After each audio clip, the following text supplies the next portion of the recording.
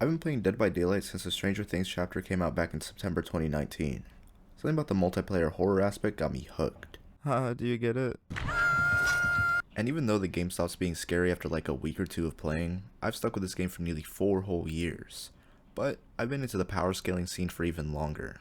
So naturally, as more killers were released and the lore was expanded upon, I wondered, who is the most powerful killer in Dead by Daylight? I'll be ranking them off their canon strength and not by their strength within the video game. There's tons of people way more qualified than me that can explain that to you. So I'll be ranking them by their in-game powers and lore, whether it be the archives or little tidbits and cosmetics and add-ons.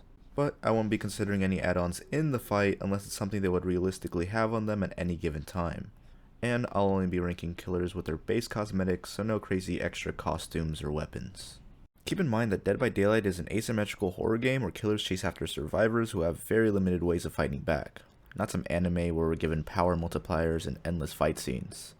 So that leaves a lot up to interpretation, such as the limits of each killer's strength and durability, or how much power, if any, is given to them by the entity.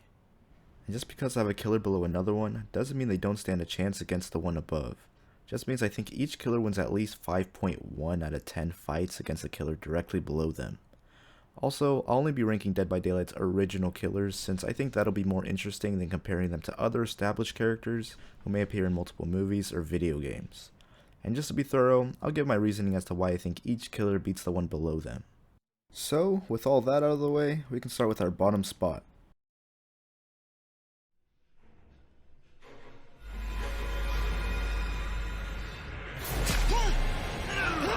It probably doesn't come as a surprise that the bottom spot goes to the Legion, whether it be Frank, Julie, Susie, or Joey as individuals. They're a collective group of misfit teens who used to vandalize and bully people. Little bits of lore imply that they may have shanked a few people, but nothing impressive that puts them above any other killer in the game. Within the realm, they're able to go into a feral frenzy that allows them to run over 5 meters per second. The problem afterwards is that they can't follow up with another hit on the same person or also go into a fatigue, where their vision goes black and they slow down massively. This also happens if they miss an attack or they're in feral frenzy for too long. So it's honestly an unreliable thing to use in a one-on-one fight since it just guarantees that they'll end up being fatigued.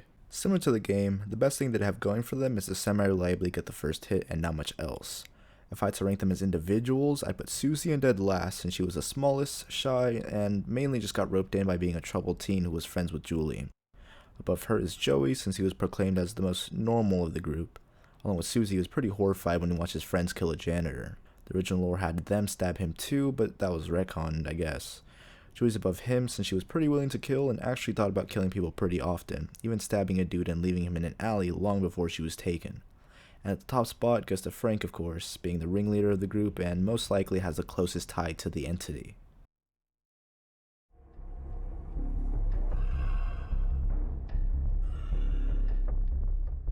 In the next spot, I have the Clown. Despite being a big guy who used to be pretty athletic as a kid, all that alcohol and junk food definitely took its toll on the man. He's said to have surprising agility for his size, which isn't saying too much. Much like the Legion, his weapon of choice is a small knife. In his tome lore, he struggles to hold onto a raccoon that ends up getting away, and later struggles to kill a man in a caravan who had just woken up from being knocked out. His lore actually points out that he'd become lazy and sloppy, which was gonna get him caught until the entity swirled him away. He doesn't have many feats other than being a generally large guy and knocking out a dude with the kick.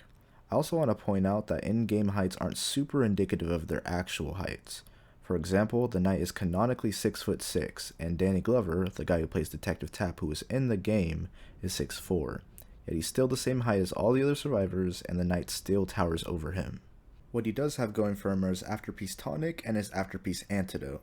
The tonic is a concoction made by him, which disorients and slows anyone who inhales it but himself. The antidote removes the effect and makes anyone who breathes it in faster, but that wouldn't really come in handy in a fight if it not only boosts your opponent, but also removes the effects of the tonic. I do still think you could take on any member of the Legion though, since the bottles will almost certainly knock them out of their power, and I do think he's strong enough to overpower every member, especially if they inhaled the gas.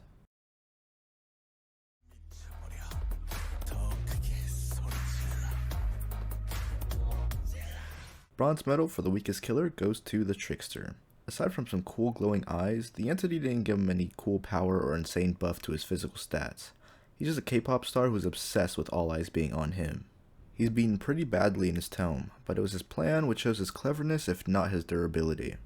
Everyone he's killed has been kidnapped and tied up, but what keeps him from being any lower is his skill in throwing knives. He holds 44 blades on him and is capable of hitting a target from any distance on a map if accurate enough. His special ability, the main event, allows him to throw knives at an insane rate for up to 10 seconds. Although I do think the clown's bottles would mess with his aim a bit, I don't see him shrugging off too many knives to the body. Plus, Trickster's weapon is much more dangerous than any of the killers that have came before him.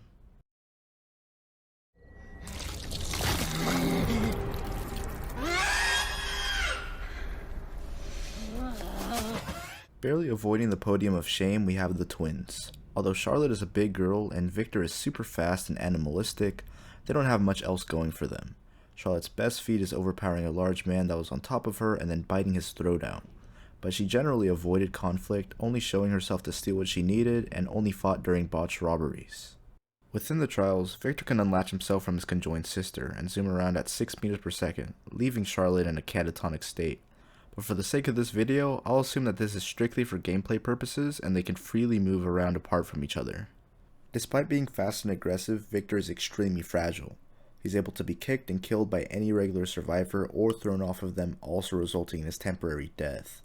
I do think Charlotte has a hardiness to take a couple of the Trickster's knives, best shown in her tome when she powers through sharp rocks stabbing her as she climbs up a mountain. And I could see the Trickster struggling with Victor for long enough for Charlotte to come in with a sickle to the head.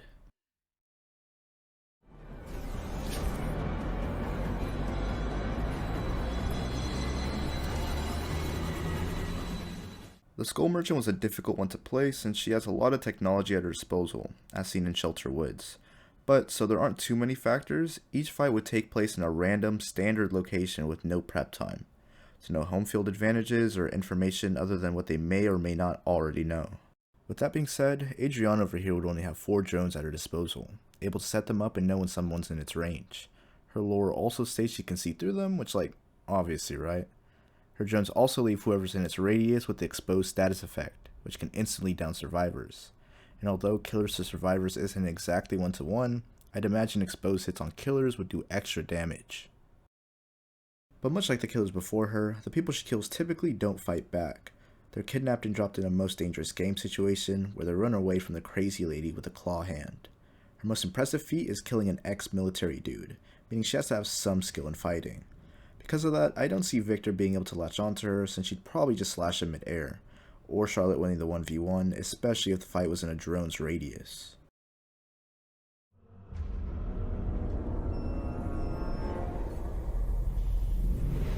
Much like the Skull Merchant, Plague was a hard one to place, but unlike Mrs. Brazilian Manga who would rely on factors before the fight, the way Plague's fight would go down depends on the random placement of a corrupted fountain. For those unaware, the Plague's power allows her to vomit on survivors, which infects them, leaving them injured until they cleanse in a fountain. That fountain then becomes corrupted, and once the Plague drinks from it, her puke can immediately injure people. But it's pretty unlikely that the Plague would be able to do it to a killer before being killed herself. Her one saving grace is the fact that one corrupted pool will always spawn even if no one is cleansed. So just like the game, her ability in these fights will be heavily influenced by the randomness at which they spawn. Also, her corrupted puke immediately goes away when she's stunned by a pallet, and if a pallet to the toe can remove it, I'm sure a blade to the tummy will too. So any character with high enough durability or at least pain tolerance would remove her trump card entirely. But weaker killers like the ones I've already mentioned almost certainly wouldn't be able to withstand the corrupted purge. There was also a weird outlier in the DVD mobile Moris where her sensor can suck souls or something. It's not part of her in-game power, it's not mentioned in her lore or any cosmetics, so I wasn't sure what to make of it.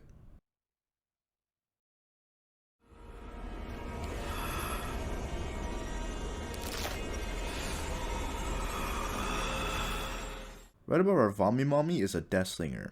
In the realm where the entity gives normal people teleportation or cool ink powers, it's kind of funny that old Caleb here was left with a broken jaw and a limp in his walk.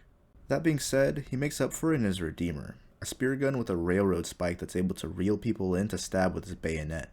He's extremely accurate, being able to hit a target 100 yards away in the dead of night. He's been in multiple shootouts and fights, giving him some edge and experience, but he's pretty lanky with a bad limp, so he probably doesn't have much in terms of physical strength. But I'm pretty sure any killer below him would get one shot by the railroad spike bayonet combo. and even if the plague could get to her corrupted purge in time, she probably wouldn't get it off before getting shot.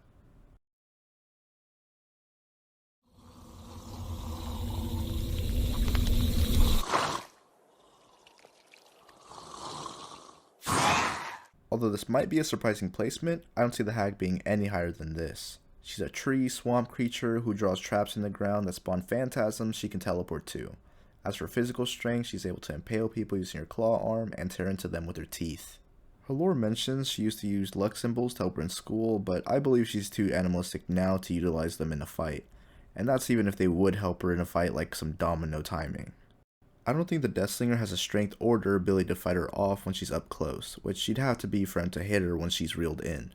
Not to mention if he sets off one of her traps, which would catch him off guard and probably get him gobbled up.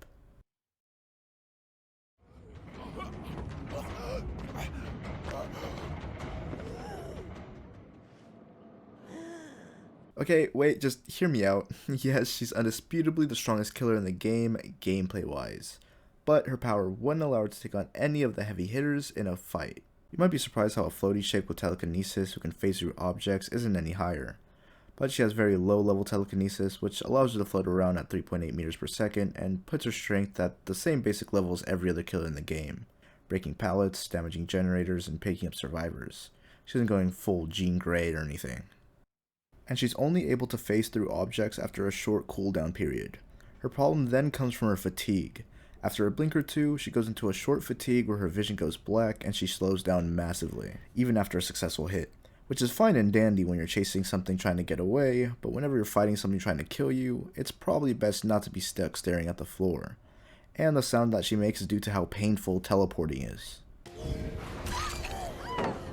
Her lore states she killed an asylum's worth of mentally ill people, but these people were either strangled or given a lethal injection while strapped down. She wasn't going full Nightcrawler zipping around killing people. She does have a high pain tolerance though, as seen her improvise steel cosmetic, even yanking pieces of metal out of herself to make a weapon. I think her telekinesis is strong enough to keep Hag away, and even if she got close, her durability is high enough to end up winning a battle of attrition. Wait, I got it! The League!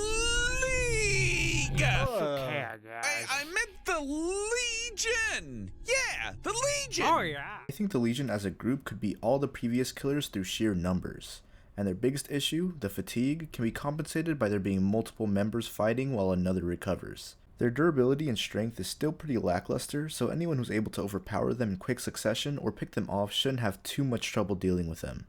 Despite Nurse's higher durability, she'd almost certainly take too much damage during her fatigue to take all four of them at once.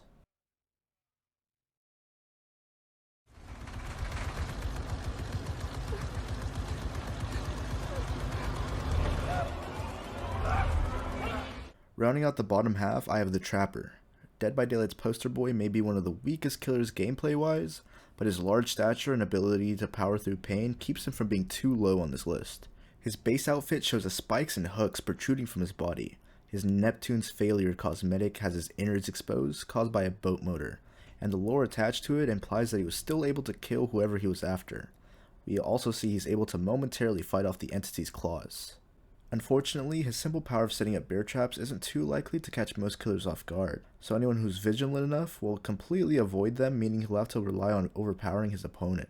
I think he could one-shot most of the Legion members before they do any devastating damage, and since Feral Frenzy gives them a sort of tunnel vision, it's possible they run into a trap or two.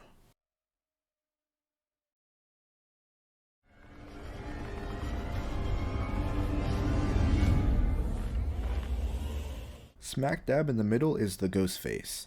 Yes, I did say I'd only do the original characters, and even though Ghostface has been in multiple movies, Dead by Daylight's version, Danny Johnson, is original to the game itself. Danny is a smart and analytical character, very unlike the goofy versions from the movies. His tome tells us how he stabbed a dude so hard he decapitated him.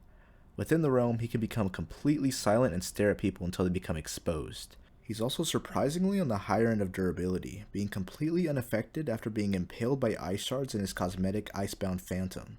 With his high endurance, stealth, strength, and reliable power, I think he could get the jump on an exposed killer before they knew it hit him. I highly doubt any of McMillan's traps would catch Ghostface, and even though the Trapper is definitely stronger, I think he'd get hit with an exposed attack while setting up his traps, and Danny could definitely survive a few hits from the trapper.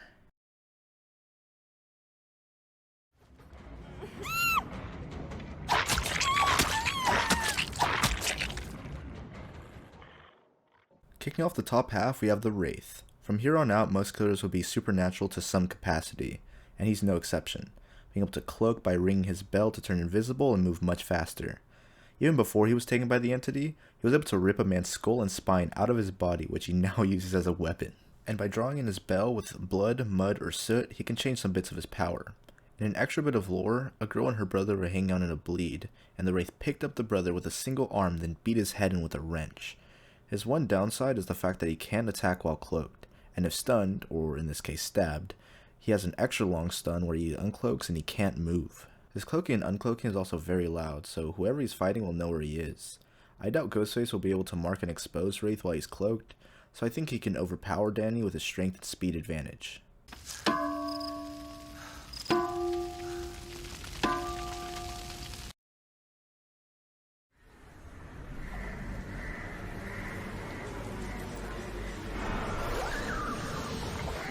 Starting off the top 10 is my main, the Artist. Carmina has no feats of strength or speed before her stay at the Entity's realm. What she does have is the power to send 3 dire crows made of ink to any location that she chooses, through any distance and through any surface. The first hit swarms the target with crows, which she can see, and the second injures them. Near misses also reveal their presence via killer instinct. She's also able to push ink into her targets and then launch a crow out of them from the inside.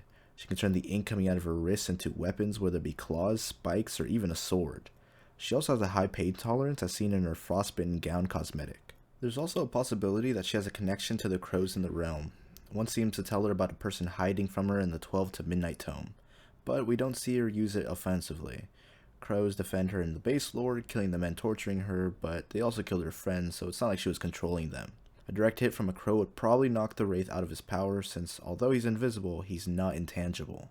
Artist could probably then pack him up while he's recovering from his stun.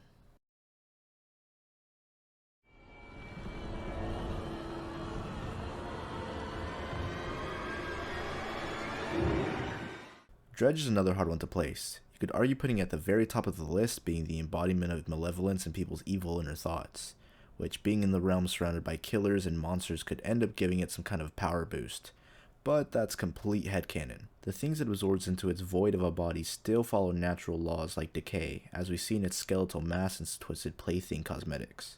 In the same vein, we see it get hurt, whether it be by pallet stuns or by the survivor perk head on. All that being said, it is very powerful. It can teleport to any locker on the map, and if a killer's nearby, they'd be revealed by killer instinct.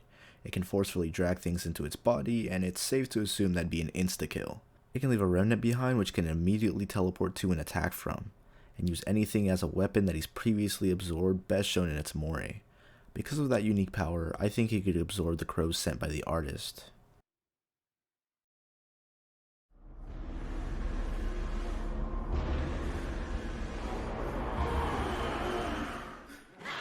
Our ghostly schoolgirl is up next. Even before she was brought into the realm, she excelled at kendo, which is a Japanese form of fencing, so one of the first killers I've mentioned with any formal fighting experience. She got jumped on the way back from classes by 3 guys and she got up and beat them all bloody. In-game, she's able to phase walk, turning invisible and moving at 7 meters per second, only leaving a husk behind that can't be hurt. The only indication of where she is a slight hum that shows you in what direction she's coming from. She also can't see people while phase walking, but by listening she can pinpoint where her target is. She has very solid combat speed. On top of her skill in kendo, she can quickly phase around people while attacking, showcasing her mori. Like the Wraith, the spirit can't turn intangible while using her power, so she can still be stunned while phasing, so a perceptive killer can guess where she is and attack her. Since the Dredge still needs a body to attack, I think the spirit can chop him up and beat him in a fight. But since he seems to be the void, not the body, it's unlikely he can be killed at all, just incapacitated.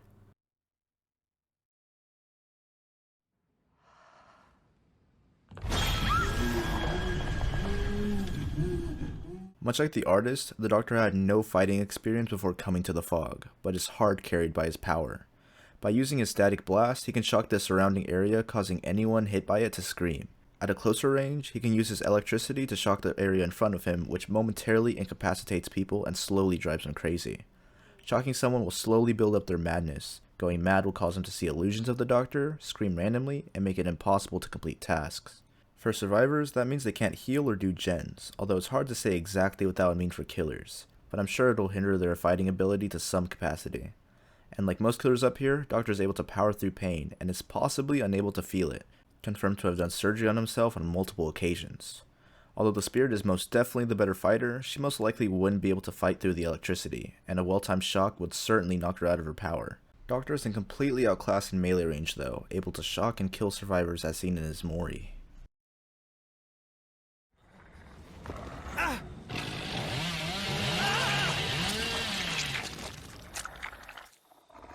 The strongest of the original 3 killers takes 6th place. The Hillbilly is probably the most physically capable killer I've mentioned so far.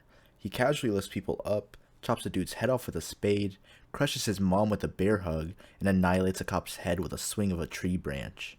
His most impressive feat of strength is lifting cow carcasses into trees, which can weigh around 2,000 pounds. His speed's no joke either. By revving up his chainsaw for a bit, he gets a burst of speed that allows him to run at 9 meters per second. His chainsaw can then one-shot down survivors. He has solid durability too, implied in his perk Enduring, but best shown in his cosmetic where he is fine after being completely lit on fire. He was given a limp after being shot in the leg, so he's not bulletproof or anything. His biggest downsides come from his chainsaw. Once he starts running, he can't turn too well, so a shifty killer might be able to avoid it. And he's momentarily stunned if he bumps into anything. And if he uses his chainsaw for too long, it can overheat, leaving him unable to use it for a bit. I do think he'd be generally unaffected by Doctor's blasts, at most he'd be unable to use his chainsaw. But Billy's much stronger and more durable, so I think he'd be able to do him in with his hammer before getting fried by electricity.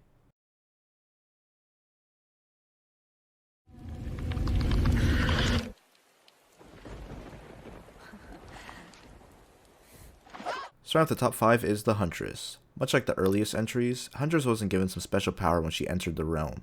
But unlike them, she makes up for it in pure skill. Basically raising herself from a very young age, she was able to hunt to survive, killing wolves, meese, bears, and eventually people. She has the best combat and reaction speed in the game, as far as we've seen, killing multiple soldiers back to back with her axe and hatchets, not even getting hit a single time. She's extremely accurate with her hatchets, and is able to Peyton Manning them across the map. The Benedict Baker entry also states that she's an expert tracker. Her pain tolerance is also pretty solid, fighting through being burned up by a soldier's flamethrower, but it did scare and hurt her. She only has 5 hatchets, so if she were to use them all, she'd have to reload at the nearest locker. I do think she's quick enough to dodge Hillbilly's chainsaw, if she doesn't just snipe him mid-sprint. Hillbilly's definitely stronger, but I think Huntress is good enough of a fighter to close the strength gap and then some.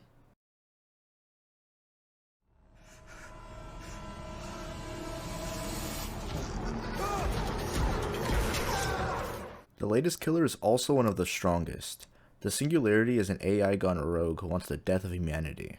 It's said to have 10 times the strength of any normal person, and it was made to survive in environments that anyone else would die in. After going AWOL, it was able to kill the entire crew it was with, one by dismemberment and another one by ripping his heart out through his chest.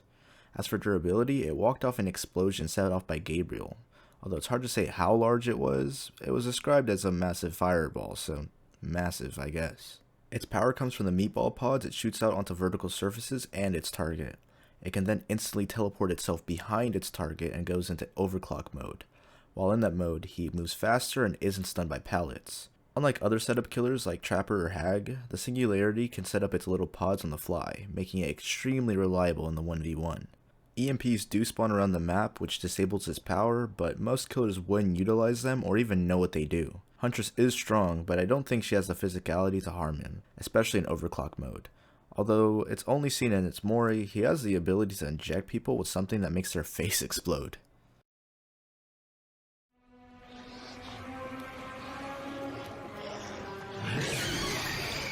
The Blight takes the bronze medal.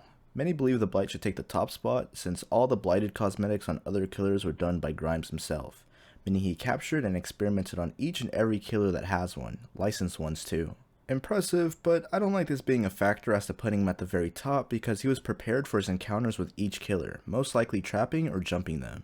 So it's not like he just threw down and overpowered everyone. He was already experimenting on killers like Doctor and Trapper before he turned into the Blight, and I highly doubt he was just whooping them with no powers. That being said, he is in 3rd place due to his blighted serum he injects himself with. It essentially gave him super strength and super speed at the cost of making him kinda gross. After he injects himself, he can run at 9 meters per second and attack after bumping into walls. Much like the Singularity, he has a serum he can eject people with, practically killing them instantly. Aside from his physicals, I think his knowledge on every other killer in the game puts him higher than most. Due to that fact, I think he's one of the few killers that can use EMPs to his advantage and completely remove the Singularity's power.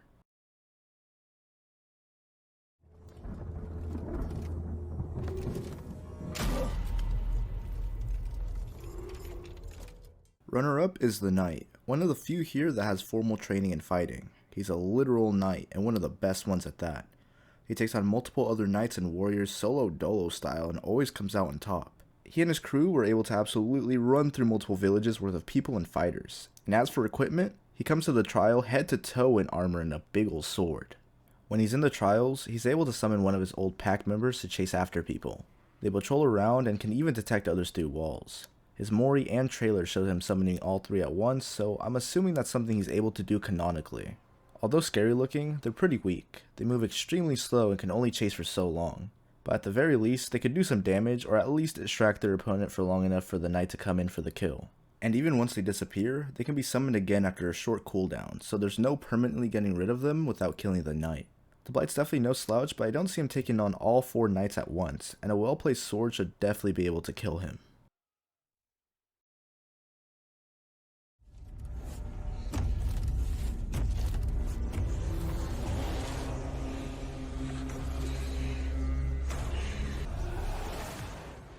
At the very top spot, I have the Oni, Kazan Yamaoka. Like the knight, he's a trained fighter who's killed nearly everyone he's fought. He was one of the last true samurai of his time, and he traveled the land killing every imposter he came across. He took on 12 samurai all at once and won. He fought his dad, another skilled samurai, and killed him, and killed another legendary samurai while drunk, although he did almost die. After going on his rampage, he was attacked by dozens upon dozens of farmers with weapons, killing many of them, even destroying his kanabo by how much he used it. In the end, he was stabbed, cut, and shot by too many arrows, but the entity swirled him away before dying. In the trials, he's made even stronger. The Blight even comments on how he has overwhelming strength and is bursting with fury cosmetic. If his opponent is bleeding, he can absorb their blood until he goes into blood fury mode, where he can dash at 7.8 meters per second and insta-down survivors. So, he's made more powerful by just fighting, and a prolonged match with him would almost certainly mean death. Although I might give the edge to the knight due to his skill and equipment outside of the realm, I think the Oni has a much more devastating power in the realm. So because of his skill with his weapons, insane strength, and strong power, I believe that the Oni is the most powerful killer in Dead by Daylight. Jeez, that was a long video. Thanks for watching till the very end. This one was a tough one, but hopefully you enjoyed it. Like I said, a lot of assumptions were made in terms of how powerful these guys are, so you may have wildly different opinions than me. Feel free to comment your own rankings or anything you change down in the comments. Next week, I'll be taking a look at Stolas from Hell of a Boss, but I might do another conversation piece beforehand. I don't know. Anyways, I'm going to sleep. See you guys later.